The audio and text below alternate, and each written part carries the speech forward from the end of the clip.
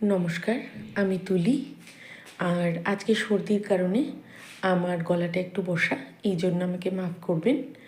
তো গলার অবস্থা খুবই খারাপ হওয়া সত্ত্বেও, যেহেতু আমি আপনাদেরকে বলেছিলাম যে আজকের থেকে আমি শর্টস দিতে শুরু করব, যে কিভাবে গর্ভস্থ ভ্রূণকে আপনি গর্ভে থাকা অবস্থাতেই আরও বুদ্ধিমান করে তুলতে পারবেন, সেই বিষয়ে আপনাদেরকে টিপস অ্যান্ড ট্রিক্স শেয়ার করব। এই জন্য আমি আমার গলা খারাপ থাকা অবস্থাতেও আপনাদের জন্য এই শর্টস এনেছি।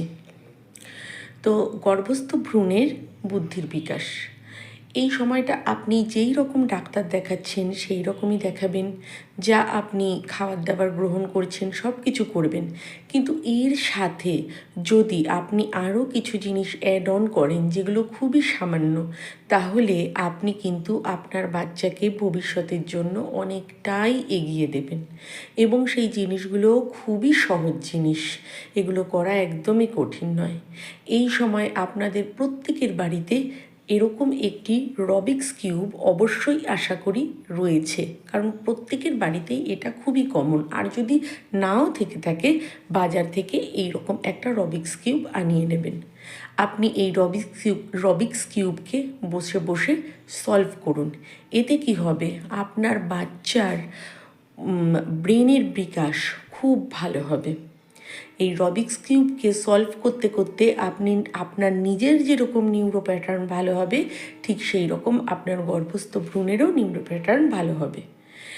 আর দ্বিতীয় জিনিস হচ্ছে, আপনি এই সময় খুব ভালো গান শুনতে পারেন। অবশ্যই সেইগুলো কোনো ফানি সিংয়ের গান নয়, সেইগুলো যেগুলো একটু, যেই সব গানের মধ্যে সুর মূর্ছনা ভালো, সেটা বাংলা হতে পারে, সেটা হিন্দি হতে পারে, যেগুলোর মধ্যে সুর মূর্ছনা ভালো, সেই সব গানগুলি যেগুলো একটু ধীরভাবে গাওয়া হয়, সেই সব গান আপনি শুনতে পারবেন। সেই সব গানগুলো শুনলে কি হবে, আপনার শিশুর মস্তিষ্কের বিকাশ খুব ভালো হবে। কিছুদিন আগে বোধহয় একটা রিল খুব ভাইরাল হয়েছিল, আপনারা সবাই দেখেছেন, যে শ্রেয়া ঘোষাল একটি উডবি মমের বেবি বাম্পের ওপরে গান করছিল এবং তার বাচ্চাটি তার সেই গানের সাথে সাথে পেটের ভেতরে নড়াচড়া করছিল। এটা কিন্তু একটা প্রত্যক্ষ প্রমাণ যে গান গর্ভস্থ শিশুকে কীভাবে তার মস্তিষ্কের মধ্যে সাড়া জাগায়। এই দুটো পদ্ধতি আপনি আপনার গর্ভস্থ ভ্রূণের জন্য অবলম্বন করুন, এতে আপনার বাচ্চার ভ্রূণের বিকাশ খুব ভালো হবে। পরবর্তীতে আমি আরও জানাবো। আজকের জন্য এখানেই নমস্কার।